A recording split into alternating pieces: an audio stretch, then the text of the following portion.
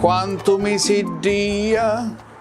Nell'armadio dove c'è la scarpiera mia moglie l'ha riempito con tutte le sue scarpe, 96 paia di scarpe di tutti i colori, per tutte le stagioni, di tutte le forme, col tacco, senza tacco, di tutti gli stilisti del mondo, in ordine alfabetico, ce le ha tutte. Io l'unico paio di scarpe da tennis che c'aio le devo tenere in balcone.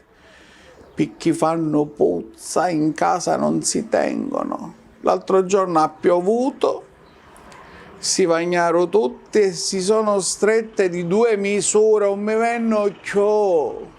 Ma che devo fare?